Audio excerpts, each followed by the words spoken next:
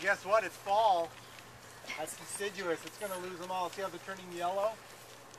The reason they're turning yellow is because they're losing their chlorophyll. The chlorophyll's green, and it masks all the other pigments in the leaf. The other pigments there are things like lutein, which is yellow, and then carotenes, which are red and orange. They're always there, but they're masked by the green chlorophyll. Well, before this tree loses its leaves, it's going to withdraw all of those pigments out of the leaf before it drops it. Those pigments are valuable and cost the tree a lot of energy and a lot of minerals. So they pull them out of the leaves and then they drop them. So when they drop them, they're usually kind of brownish or on their way to being brown anyway. They're pulling the chlorophyll out first. So the yellow ones are getting the chlorophyll's out of them. And then lutein, which is the main yellow pigment, is showing. And if it can pull out the lutein, probably the carotenes are next, and it'll start turning orange or red. And then finally brown, if it can get that far. That's why leaves change color in the autumn.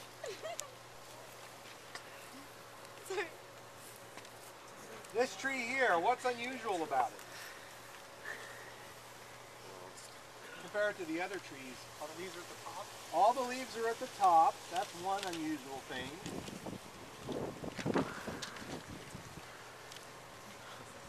Let's talk about branches. Where are the branches? There are none? The answer is there are none. And what you're seeing up there, those are leaf stalks. Each one of those massive fan-shaped things is a leaf with a stalk on it. Those are actually petioles or leaf stalks. There are no branches. And at the very top, there's one growth point. It's one bud, and it's growing, and that's it. If there's a lightning strike and it shears the top of this tree off, it's over. It's dead. It cannot grow anymore. It's got one bud. How about this tree here? How many buds does it have? Well, every single leaf you see has a bud underneath it. Plus, every twig has a bud at its tip. Plus, there are buds under the bark everywhere, hidden. How many buds do you think that has? Lots. Millions. This has one at the top. It's an unusual tree. Another thing, if I took that tree there and I cut it open and I looked at the wood is hard, dense, smooth, and I could make a piece of furniture out of it. If I cut this one and look, it's pithy, it's fibrous, it's soft and spongy. It's not wood. It isn't wood like in a regular tree. This is a weird tree. And this is a flowering plant. What's the phylum? Anthophyta. And then we had gymnosperm, gymnosperms, angiosperms, so this is also an angiosperm, right? We call it that. And then in the flowering plants, we had two major groups within the flowering plants. And they were the monocots and the eudicots. This is a monocot. I listed palms. This is a palm tree. I listed palms under monocots. Monocots are real fibrous like this, but palms are weird. They're just on their own. This is in its own family, the palm family. And palms are, sometimes they're branched, usually they're not. The ones we see. Okay, palms are tropical plants. Most of them are in the tropics. There are a few that make it north and south into the subtropical region. Now technically we're at about latitude 35 degrees. And technically that is the northern limit of the subtropical zone. Does this feel subtropical to you? It actually technically is just on the edge. And we can grow citrus here.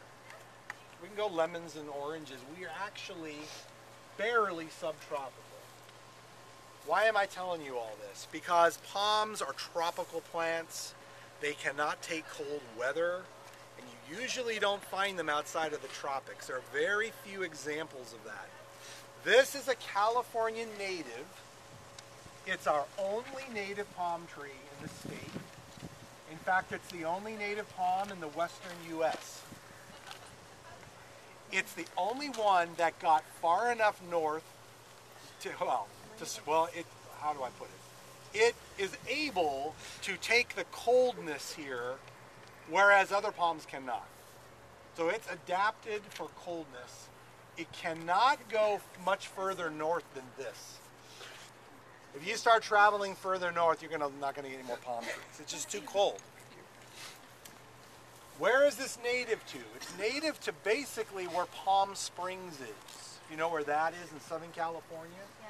Palm Springs area. That's called the Colorado Desert or the Low Desert. That's where they're from.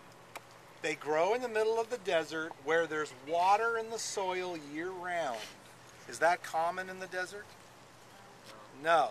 There are very few places where there's year-round water in the desert. When you get those places, you get a palm oasis. A palm oasis. So these guys need year-round water. And you'll see like a big population of these palm trees in the middle of the desert. That's where the water is. There aren't many of these. The most famous one is Palm Canyon, which is in Palm Springs. If you go visit Palm Springs, you can go take a hike through Palm Canyon. It's a native oasis and it's gigantic. Where are the other ones? Well, there's one in Joshua Tree National Park, but that's a phony one. People planted that one. That's not a native original one. If you go further out toward Phoenix, in the middle of the desert, at a place called Desert Center, there's a place called Corn Springs, middle of nowhere. Corn Springs has a small native palm oasis, and there's almost nobody out there. What I'm trying to tell you is they're not common. They are really not common, but they do exist, and it's a native palm. It's the only one in the western U.S. If you go out to Florida, North Carolina, all the way through eastern Texas, there are palmettos there, and there are native palms there. But they're not related to this one, and those are from a different part of Mexico. This guy is from western Mexico. Baja, basically, is where it came up from. If you look in Mexico and Baja, there are two other palms that look just pretty much like this. The Mexican fan palm is the other one you're going to see in Stockton. It's taller and skinnier than this one, and it's native to Mexico. And then there's one other, which is pretty rare, and that's the Mexican blue palm, and it's shorter and wider. And there's one at the Hagen Museum, and there's a couple here and there in town. The other ones are all these. This is the California fan palm, F-A-N, fan palm, for those fan-shaped leaves. Okay? The genus is Washingtonia, named after President Washington. Spell it by spelling the word Washington and put an I-A at the end. Washingtonia is the genus. The specific epithet is filifera, F-I-L-I-F-E-R-A. F-I-L-I-F-E-R-A. Ifera means to bear, to possess something. Philly is threads. It means it bears threads. And that's referring to the fibers coming off of the leaves, which are hard to see. Washingtonia filifera, California fan palm. You see those clusters hanging with the little fruits on them? Well, those are the fruits. You can see those clusters of small fruits. We eat some palm fruits. Dates are a good example. And then coconuts. Those are both fruits of palm trees, different species. Both, well, date palm is subtropical. Coconut is fully tropical. We grow date palms in California. It's a big industry in Southern California. Does anyone know the town which is the date capital of the United States? Any SoCal people? Little Rock, What? Little Rock, California, where Charlie Brown farms are. They have like a giant date thing. They make milkshakes with them. Little Rock. Yeah. What part of California?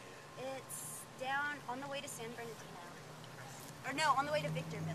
Oh, I know where you're talking. Highway 138. No. I don't know highways. That's next to Pear Blossom. Yeah, it's on the Blossom Highway. That's right. That's right. No, it's got to go further south. Really? Indio, Where the big truck is. Indio, California is where they grow dates. And if you're a SoCal person, if we're from the desert areas, you may have heard of Hadley's. Hadley's is a big farm and a big, it's a big, I don't know what it is. It's a store, it's a shop.